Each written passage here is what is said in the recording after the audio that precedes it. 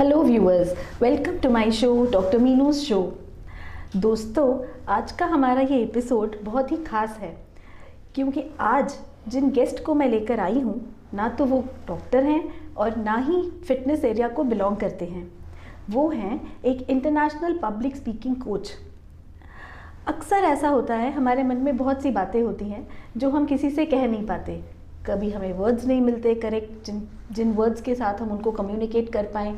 कभी हमें लगता है कि हमारी बात कोई सुनेगा नहीं। और ये तो हम सब जानते हैं, अगर अपने मन की बात हम कह लेते हैं तो हमारा मन हल्का हो जाता है और इससे बहुत सारी प्रॉब्लम्स दूर हो जाती हैं। तो मिलते हैं ऑथर शेरी, जो कि एक world renowned public speaking coach हैं, इंटरनेशनल पब्लिक स्पीकिंग कोच हैं। इन्होंने 40,000 पब्लिक स्पीकिंग कोचेस को तैयार किया है 23 कंट्रीज़ में। और जानते हैं पब्लिक स्पीकिंग के और क्या हेल्थ बेनिफिट्स होते हैं। मिलते हैं ऑथर शेरी से। Welcome to the show author Sherry. Thank you so much, thank you for having me.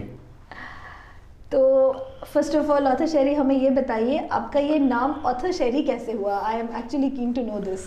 Okay, 2011 में इस सफ़र की शुरुआत हुई जब मैंने डिप्रेशन से बाहर आकर के लिखने का अपना जो सफ़र है वो शुरू करा। तो मैं 1 या 2 लाइन लिखता था पहले और उसको ट्वीट करता था, क्योंकि ट्विटर में आपका 160 कैरेक्टर का स्पेस होता है। और उसके बाद फिर जब मैंने धीरे धीरे लिखना शुरू करा, एक फ्लेयर बना, तो मैंने एक चीज़ नोटिस करी कि जैसे ही मैं लिख रहा हूँ कुछ, मैं बेटर फील कर रहा हूँ अंदर से। लिखने के साथ हमारी फीलिंग का बहुत स्ट्रॉन्ग कनेक्शन है।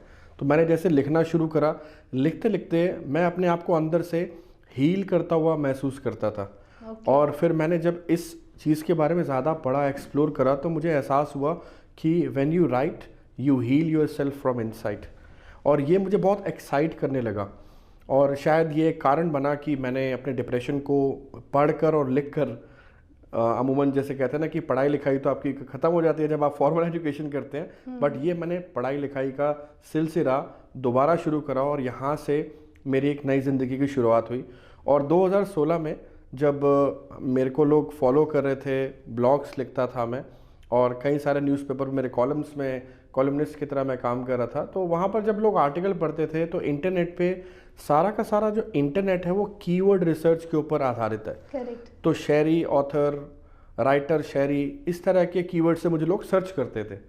तो वहाँ से जब मेरे एसईओ एक्सपर्ट जो कि मेरे साथ ऑन बोर्ड थे, उन्होंने बताया कि सर आपको इस नाम से लोग काफ़ी सर्च कर रहे हैं, तो अगर हम इससे मिलता जुलता कोई नाम, क्योंकि अभी आप सिर्फ शेरी यूज़ कर रहे हैं, तो सोशल मीडिया पे आप कुछ ऐसा मिलता जुलता नाम यूज़ करिए। तो वहाँ से मैंने शुरुआत करी कि हम शेरी तो लिखना शुरू करेंगे, लेकिन जब मैं सोशल मीडिया पर आया तो वहाँ मैं सोचता था कि मैं इसमें राइटर शेरी लिखूँ या द शेरी लिखूँ या क्या लिखूँ, कुछ उसमें इनोवेशन क्या करूँ। तो फिर मेरे दिमाग में एक बात आई कि बहुत सारे लोग, जो लोग वकालत कर लेते हैं वो एडवोकेट लिखते हैं आगे, जो आर्किटेक्ट बन जाते हैं वो अपने नाम के आगे आर्किटेक्ट लिख देते हैं, जो अपने प्रोफेशन में सीए बन जाते हैं वो सीए लिख देते हैं। तो क्यों ना, अब मैं ऑथर बन ही गया हूँ तो मैं ऑथर शेरी लिखूँ। तो ऑथर शेरी की शुरुआत असल में वहाँ से हुई। और मुझे नहीं पता था कि इंटरनेट पे ये नाम एक, कहते हैं ना कि एक स्ट्रैटेजी होती है हर एक मार्केटिंग की, ब्रांडिंग की, वैसे वाली स्ट्रैटेजी तो नहीं थी माइंड में, लेकिन डेफिनेटली एक ब्रांड मॉनिकर बन गया मेरे लिए नाम। ऑथर शेरी, आप एक पब्लिक स्पीकिंग कोच हैं और आपकी जर्नी ऑथर से स्टार्ट हुई, अब पब्लिक स्पीकिंग कर रहे हैं। मैंने आपको टेड टॉक्स पर भी एक बार ही सुना था, तो आप अपनी जर्नी के बारे में थोड़ा सा बताइए हमारे व्यूअर्स को। श्योर। तो जैसे राइटिंग का मैंने आपको बताया कि ऑथर शेरी कैसे स्टार्ट हुआ, वहाँ से फिर जब मैंने पहली किताब पब्लिश करी तो बहुत सारे इनविटेशंस आने लग गए मुझे अलग अलग जगह से बोलने के लिए। मैंने एहसास किया कि पब्लिक स्पीकिंग भी मुझे अपनी बेटर करनी चाहिए। मैं ऑलरेडी पब्लिक स्पीकिंग करता था, लेकिन फिर वहाँ से मुझे, कहते ना, हर चीज़ का एक शौक़, एक क्यूरोसिटी क्रिएट हुआ जिससे मैं उसे बेहतर बनाना चाहता था। तो वहाँ से पब्लिक स्पीकिंग का सफ़र भी फॉर्मली शुरू हो गया। और फिर मुझे नहीं पता था कि वो कन्वर्ट होगा, एक फॉर्मली जो प्रोसेस शुरू किया था, एक प्रोफेशनल स्पीकर का करियर और फुल टाइम स्पीकिंग का बिजनेस। और आज 23+ कंट्रीज़ में 40,000 से ज़्यादा पब्लिक स्पीकर्स को मैंने तैयार किया, because I am on a mission to create 1 million public speakers by 2030 and I am one of the rarest public speakers in India right now who have spoken on TED platform for 10 times and Josh Talk 4 times। और क्योंकि लिखने का सफ़र मैंने जारी रखा तो 10 किताबें मैंने ऑलमोस्ट ऑथर कर दिया, जिसमें से 8 पब्लिश हो चुकी हैं and 2 books are under process. So this has been my journey so far in my entire overall you can say the journey of passion to profession. Wow. So अतः शहरी कहते हैं कि पब्लिक स्पीकिंग से हमारे अंदर का फियर चला जाता है, एंजाइटी चली जाती है, हम बहुत कॉन्फिडेंट हो जाते हैं. आप इसे किस तरीके से हमारी वेलनेस या हेल्थ को रिलेट करते हैं? देखिए, आप कोई भी चीज़ हेल्थ और वेलनेस के साथ कनेक्ट करते हैं तो उसमें सबसे पहला स्टेप जो होता है वो होता है नोइंग थाई सेल्फ, अपने आप को समझना. दूसरा होता है थॉट क्लैरिटी, कि आपके अंदर जो विचारों की शुद्धि है वो कैसे आएगी. और तीसरा, फिर आप जो ज़िंदगी जी चुके होते हैं, एक्सपीरियंशियल जर्नी, आप उसे कैसे किसी को बता सकते हैं. तो वहाँ पर आता है आपका आर्ट ऑफ एक्सप्रेशन. करेक्ट. तो आपका पूरा का पूरा सफ़र इस चीज़ से कनेक्ट होता है कि आप अपनी ज़िंदगी में अपने फेलियर्स को कितनी ग्रेसफुली किसी को बता सकते हैं, अपने अंदर का दर्द कितनी ग्रेसफुली किसी को एक्सप्रेस कर सकते हैं, और अपने अंदर का जो एक मोमेंट होता है जहाँ पर लोगों को ऐसा लगता है कि शायद मैं एक बात किसी को बताऊं या ना बताऊं. 2 माइंड्स में होते हैं पीपल, और वहाँ पर आप ये डिसाइड करते हैं कि मैं with authenticity, power of vulnerability and conviction मैं ये बात कह दूं. क्योंकि जो बात दिल से करी जाती है वो दिल तक ज़रूर पहुंचती है. इसीलिए पब्लिक स्पीकिंग का ये जो नेचुरल स्पीकिंग का जो आर्ट है, अगर आप ये फॉलो करते हैं, इसमें हेल्थ और वेलनेस के बहुत सारे फ़ायदे एक्चुअली में जुड़े हुए हैं. सबसे पहले तो ये है कि हमारी ब्रेन के अंदर ये होता है हमारा सेरेबल और ये होता है सेरेबल. हमारे 2 अलग अलग ब्रेन है. एक हमारा लॉजिकल एक्सप्रेशन के लिए होता है और दूसरा हमारा इमोशनल साइड के लिए होता है. तो दोनों ही जो ब्रेन के कंपोनेंट्स हैं उस पर स्पीच मोटर भी होती है. तो वो स्पीच मोटर किसी किसी की थोड़ी सी एक्टिव नहीं होती है, किसी किसी की थोड़ी सी कहीं अटकी होती है, जिसकी वजह से हमें इश्यूज क्या क्या आते हैं. Speech impediment, stammering, stuttering. हमने ऋतिक रोशन का नाम सुना है, सबने सुना है. तो उनको भी 8 साल की उम्र से स्टैमरिंग का प्रॉब्लम था. ओके. और ऋतिक रोशन ने उस स्टैमरिंग के इशू को ओवर करने में करीबन 10 साल लगाए. और 18 साल की उम्र में जब उन्होंने अपना मूवीज़ में, एक्टिंग में, अपने करियर में आना शुरू करा, तब भी वो स्टैमर करते थे. लेकिन कुछ चीज़ें ऐसी उनकी लाइफ में अच्छी हुई जिसकी वजह से उनका डेस्टाइन था, उन्होंने इतना बड़ा फेम लेना है और इतना बड़ा एक्टर बनना है, तो उन्होंने भी स्टैमरिंग को ओवरकम किया. बैरक ओबामा कितने पॉपुलर रहे हैं, यूएस के पास्ट प्रेसिडेंट रहे हैं. ये सभी लोग जो हैं स्टैमरिंग के शिकार रहे हैं. और स्टैमरिंग एक ऐसी चीज़ है जो अगर आप हल्का सा फंबलिंग होती है, जैसे हम कहते हैं ना कि prevention is better than cure, तो आपको थोड़ा सा प्रिवेंट कर लेते हैं. उसी टाइम आपको कोई बता देता है कि ये जो फंबलिंग हो रही है, ममलिंग हो रही है, इसको आप थोड़ा सा ठीक कर लो एक्सरसाइज के जरिए, थेरेपी के जरिए. को बताता नहीं है, या आप खुद अवेयरनेस नहीं होती आपके अंदर, और वो प्रॉब्लम बढ़ते बढ़ते बढ़ते इन बड़ी बड़ी चीज़ों का रूप ले लेती है. जी. तो हेल्थ और वेलनेस का यहाँ पर बेनिफिट ये है कि जैसे जैसे आप बोलना शुरू करते हैं, जैसे जैसे आप अपने बारे में एक्सप्रेस करना शुरू करते हैं, आपके अंदर वो सारी चीज़ें ऑलरेडी होती हैं. अगर आपको कोई भी इनर ट्रांसफॉर्मेशन लेना है डॉक्टर मीनू, तो वो हमेशा उसकी शुरुआत बाहर से नहीं, आपके अंदर से होगी. तो जो आपके अंदर से आएगा वही आपका सच है. तो जैसे जैसे आप उस सच को बाहर करते जाएंगे with the art of expression, with the power of thought clarity and with the voice of authenticity, वो आपकी हेल्थ और वेलनेस को अपने आप ठीक करेगा. जी. मैं समझती हूँ ये सब चीज़ें हमारे स्कूल में, करियर एकेडमिक्स में तो नहीं सिखाई जाती. और जब ये इतनी इम्पोर्टेंट चीज़ है लाइफ की, क्योंकि जब एक बंदा स्टैमर करता है, कोई भी हो, तो कहीं ना कहीं हम अपना पूरा कॉन्फिडेंस लूज़ कर देते हैं. हम किसी से बोलने, क्योंकि बात नहीं कर सकते, तो हम क्या करेंगे, ना अपना करियर, ना रिलेशनशिप, हर जगह में without expression, without talking nothing is possible. Communication is the key to everything.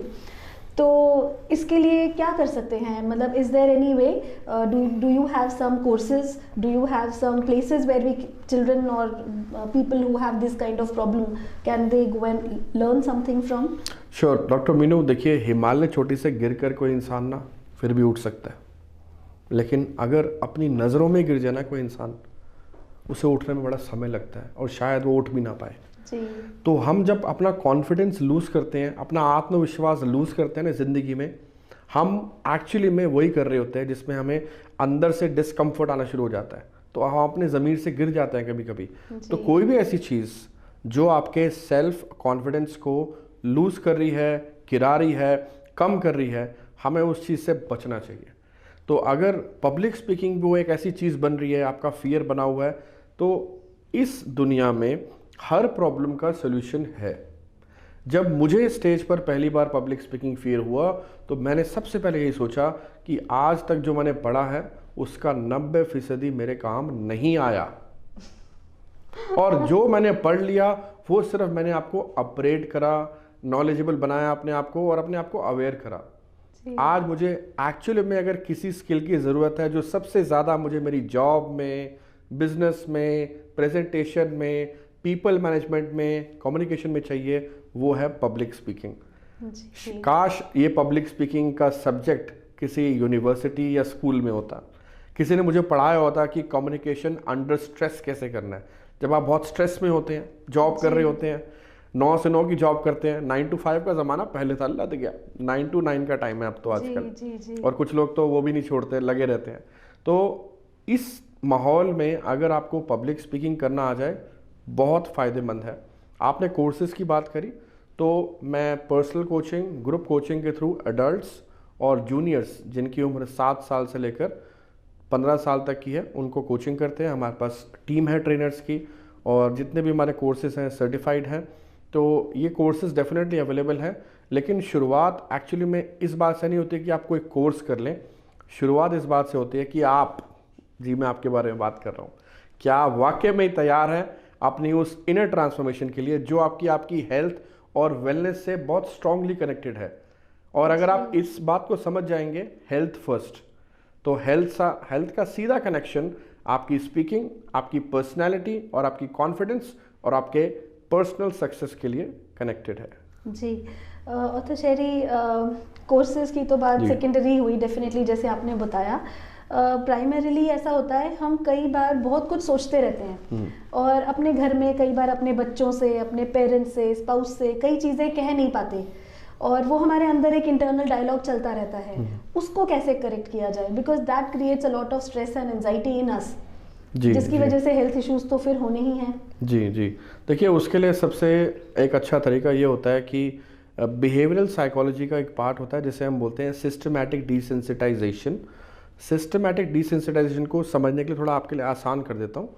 ये एक साइकोलॉजी का पार्ट है जिसमें आप अपने बिहेवियर के ऊपर काम करते हैं। जी हाँ, आप जब आप अपने ऊपर काम करते हैं तो आप एक चीज़ को बार बार करते हैं, तब तक करते हैं जब तक आप उसमें बेहतर नहीं बन जाते या आप उसमें नॉर्मल नहीं हो जाते। अगर आपको लगता है कि मैं नॉर्मल की स्टेट में भी नहीं हूँ अभी, वहाँ से धीरे धीरे धीरे धीरे आप अपने आप को बेटर करना शुरू करते हैं। तो बिहेवियरल साइकोलॉजी का जो ये पार्ट है, इसे सिस्टमैटिक डिसेंसिटाइजेशन के प्रोसेस के ज़रिए आप कोई भी प्रॉब्लम को डिफीट दे सकते हैं। तो पब्लिक स्पीकिंग का जो फियर होता है, या जैसे डॉक्टर मीनू ने बोला कि जो आपके अंदर की बात है उसको बाहर निकालने की जो कला है, जो एक्सप्रेशन है, उसको क्रिएट करने के लिए आप धीरे धीरे अपने बारे में बताना शुरू कीजिए, अलग अलग मंच पे जाके स्पीचेस देना शुरू कीजिए। और मैंने तो बड़े इंटरेस्टिंग वे से शुरुआत करी थी। मैं तो पौधों को देख के बात करता था, एडवर्टीजमेंट बोर्ड देख के बात करता था, गाड़ी चलाते हुए अपने आप से बातें करता था।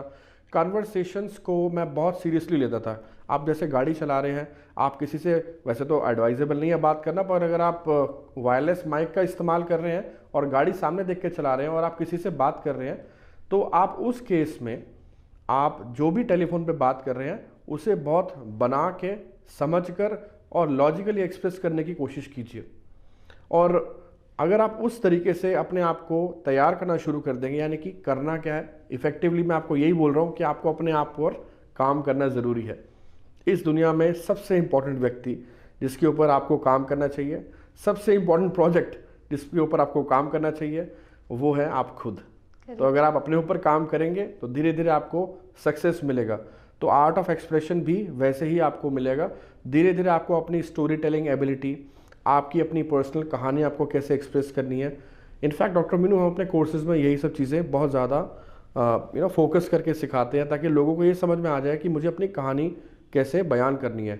देखिए, अगर कोई अपना दर्द बिना हिचकिचाहट के बयान कर देता है, मैं नहीं समझता कि उसके अंदर कोई ऐसा एलिमेंट रह जाता है कि उसका कॉन्फिडेंस रह जाए। आज अगर कोई अपनी वीकनेस बता सकता है कैमरा पर, या अपनी कोई भी रॉक बॉटम सिचुएशन बता सकता है, तो उससे ज़्यादा कॉन्फिडेंस आप लाइफ में कभी नहीं ले सकते। तो आप अपनी वीकनेस को अपने फेलियर को एम्ब्रेस करके, एम्ब्रेस तो आप कर ही चुके हैं, जी चुके हैं, अब आप उसको बताना शुरू कर दीजिए। तो अगर आप कैमरा फेस करना शुरू करेंगे तो आप कैमरा शाय से कैमरा फ्लाई बन सकते हैं। Okay, nice. और तो शरी, जैसे आपने बताया आप खुद से बात करते थे गाड़ी चलाते वक्त या पौधों से बात करते थे, तो डेफिनेटली आप पौधों से अपने बारे में ही तो बात करते थे, अपनी वीकनेसेस के बारे में, अच्छा बुरा क्या हुआ आपके साथ। तो फिर उसके बाद कहीं ना कहीं आपकी वीकनेसेस के ऊपर आपने वर्क किया, बहुत मेहनत करी, और उसके बाद आज इस मुकाम पर आए हैं कि उन सारी प्रॉब्लम्स या वीकनेसेस से ऊपर उठ चुके हैं। इफ़ यू डोंट माइंड, मैं चाहूँगी आप अपने मेरे व्यूअर्स को अपनी वीकनेसेस के बारे में बताइए और आपने उन पर किस तरीके से काम किया। जी, बहुत अच्छा सवाल किया डॉक्टर मीनू आपने। तो मैं आपको इसका उत्तर इस बात से शुरू करता हूँ कि आपकी जो अपब्रिंगिंग है वो आपके पेरेंट्स डिसाइड करते हैं, आपको पाल पोस के बड़ा करते हैं और आपकी मेंटल कंडीशनिंग वो कर देते हैं। अगर वो बोलते हैं कि तू बहुत होशियार है तो आप क्या समझते हो? मैं बहुत होशियार हूँ। और अगर वो बोलते हैं कितना नालायक है तू, तो आपको क्या लगता है? मैं वाकई में नालायक हूँ ना। तो आपके अंदर वो मेंटल कंडीशनिंग बर्थ ले लेती है। तो मैं जब बड़ा हुआ, मैंने होश संभाला, और मुझे इस बात को बताने में कोई हिचकिचाहट नहीं है कि मैं बहुत शाय था। इनफैक्ट मैं अपने स्कूल में 6th क्लास के बाद, 6th क्लास से पहले मैं बहुत नॉटी था, 6th क्लास के बाद मैं बहुत शाई हो गया, और उस शाइनेस को कन्वर्ट करते करते मैं लो कॉन्फिडेंस तक खुद ही लेके आ गया।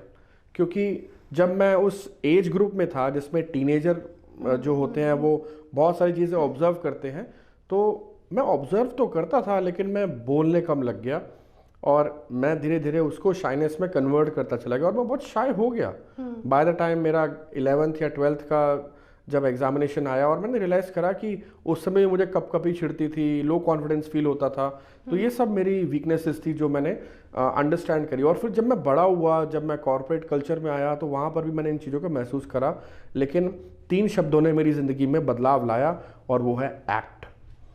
एक्ट का मतलब है ऑथेंटिसिटी, कॉन्फिडेंस और टेनेसिटी। तो ये 3 शब्दों ने मेरे ज़िंदगी में बदलाव लाया। ऑथेंटिसिटी यानी कि मैं अपने आप को जब मैं देखता था तो मैं एक चीज़ सोचता था कि मैं जो भी काम कर रहा हूँ ना वो ऑथेंटिसिटी के साथ कर रहा हूँ, नहीं तो मैं नहीं कर रहा।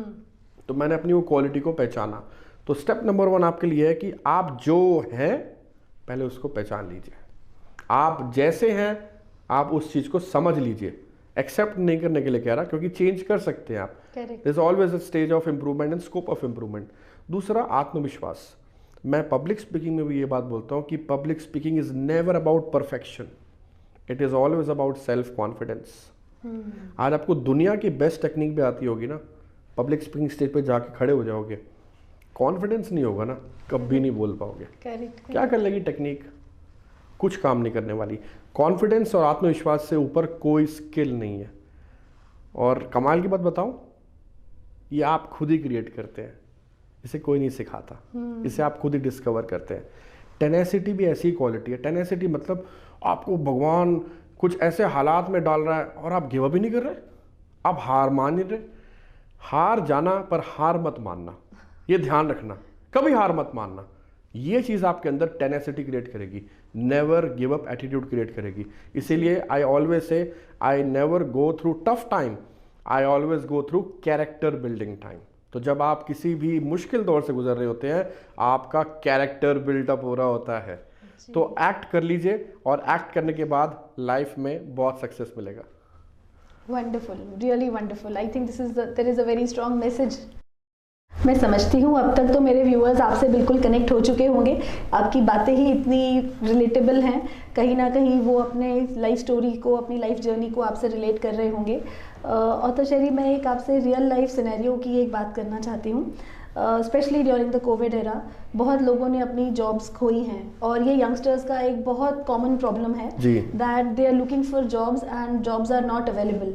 और एक टाइम आ ही जाता है हमारी लाइफ में जब हम ट्राई करते हैं, या बार बार हमें जब किसी भी चीज़ का फेलियर मिलता है तो हम डिप्रेस हो जाते हैं, और वो मोटिवेशन भी काम नहीं करता, चाहे कोई कितना भी समझाए।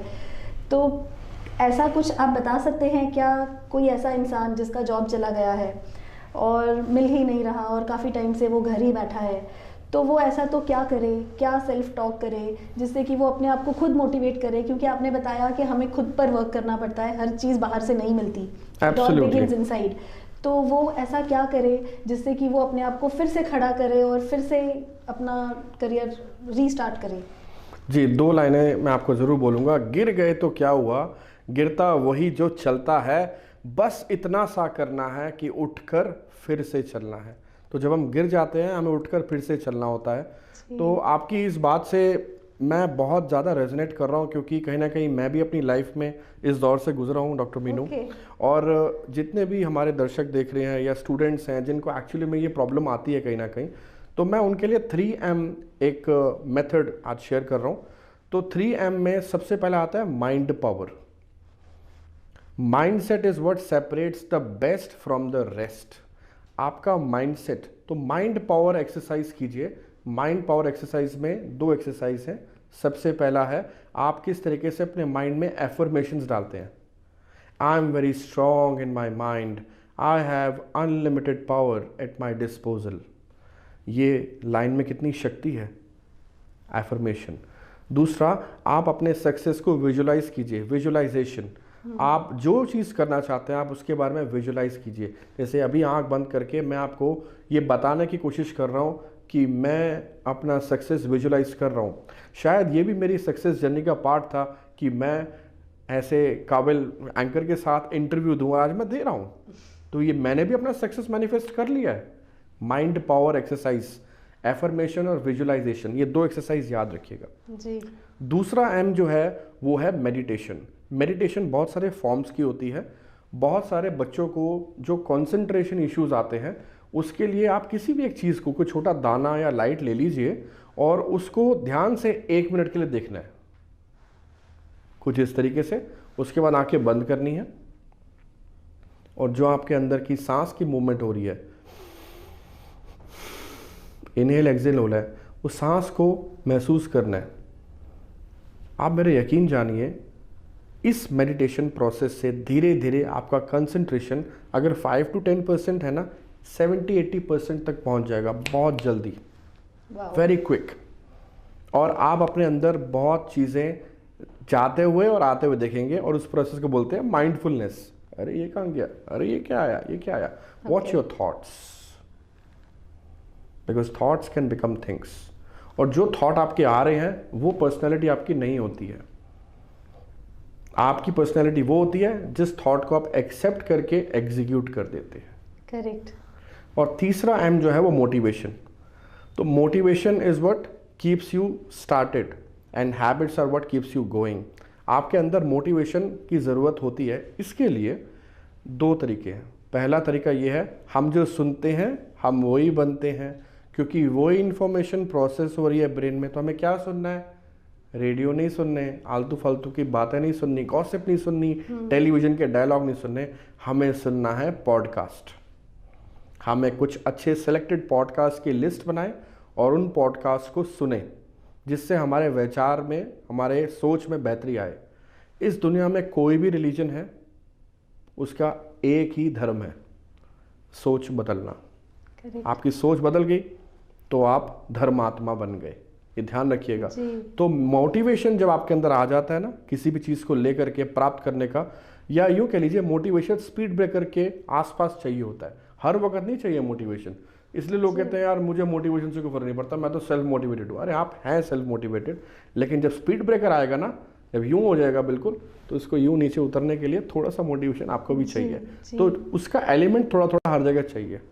तो ये 3M आप याद रखिए। पहला है माइंड पावर, दूसरा है मेडिटेशन और तीसरा है मोटिवेशन। ये 3M मेथड आप फॉलो कर लीजिए, आपकी लाइफ में ही नहीं आपकी पर्सनैलिटी में भी बदलाव आ जाएगा। Beautiful, really nice. मैं समझती हूँ इससे हमारे बहुत सारे व्यूअर्स को बहुत बेनिफिट होगा। मैं चाहूँगी मेरे व्यूअर्स इस वीडियो को संभाल के रखें, और ऑथर शेरी से अगर आप कनेक्ट करना चाहते हैं तो उनके नंबर्स यहाँ स्क्रीन पर दिए जा रहे हैं, आप इनसे पर्सनली भी कनेक्ट कर सकते हैं। और हमें भी अपना फीडबैक ज़रूर दीजिए, आपको हमारा शो कैसा लगा, और भी अपने suggestions, they are most welcome. Author Sherry, आपका एक ऑर्गेनाइजेशन है MS Talks, which is everywhere on media. I think बहुत लोगों ने देखा भी होगा और सुना होगा। मैं चाहती हूँ आप इसके बारे में हमारे व्यूअर्स को कुछ बताइए, what is it all about. एक चीज़ और भी मैं जानना चाहती हूँ अपने व्यूअर्स के लिए कि पब्लिक स्पीकिंग का कोर्स कर लिया, पब्लिक स्पीकर्स हम बन गए, but can it help us financially also? क्या इससे हम एक अर्निंग सोर्स भी ये हमारा बन सकता है? जी श्योर। सबसे पहले मैं आपको MS टॉक्स यानी कि मिलियन स्पीकर्स टॉक्स, जैसे कि मिशन है 1 मिलियन स्पीकर्स बनाने का, तो स्पीकर पोजीशनिंग से लेकर स्पीकर ब्रांडिंग से लेकर स्पीकर करियर जो है वो पूरा हम इसमें क्रिएट करते हैं।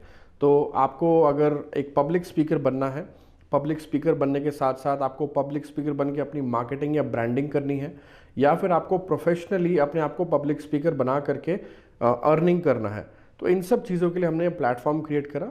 ऑलरेडी इस प्लेटफॉर्म पे बहुत सारे सेलिब्रिटीज़, अचीवर्स और इंडस्ट्री एक्सपर्ट्स और बहुत सारे पब्लिक स्पीकर्स जो अपनी कहानी लोगों तक देश और विदेश में पहुंचाना चाहते हैं, वो इस प्लेटफॉर्म का पार्ट बने हैं।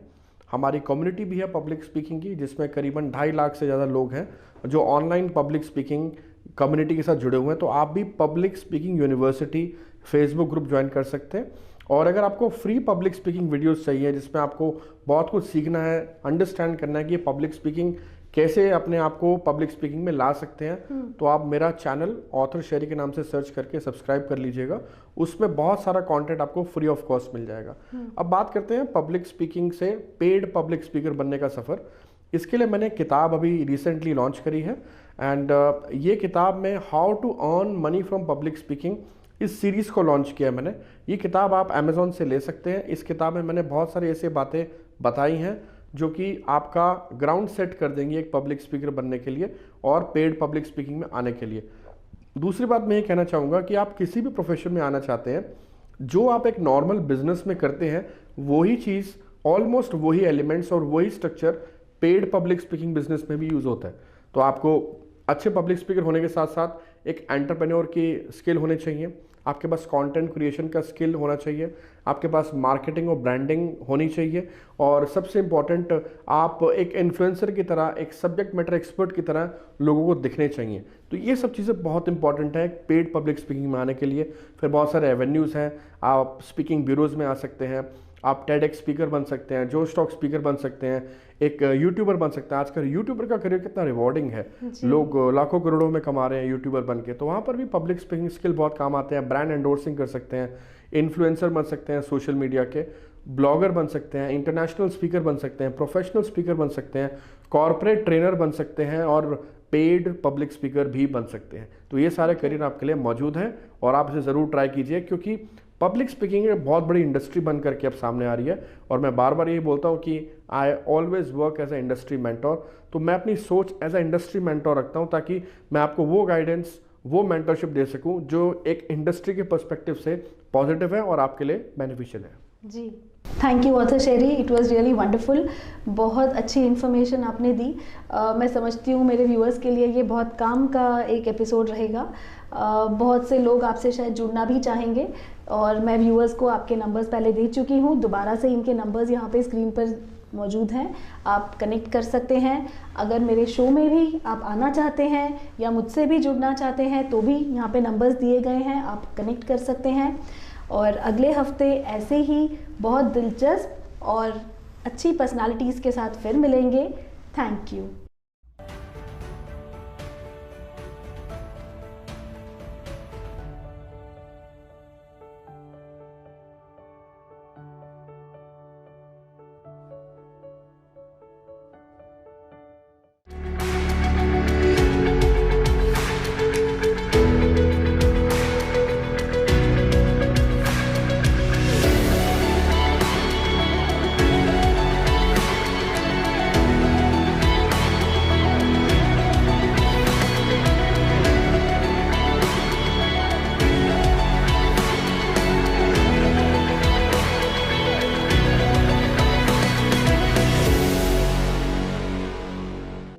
अब जब बिजनेस बढ़ेगा तो ब्रांचेस भी बढ़ेंगी और ब्रांचेस बढ़ेंगी तो बढ़ेगी कंफ्यूजन और गलतियां। अब करें अपने टैली, बिजी या किसी भी अन्य सॉफ्टवेयर को सेंट्रलाइज केवल क्लाउड एक्सेस से। ज्यादा जानकारी के लिए डायल करें 8826974747।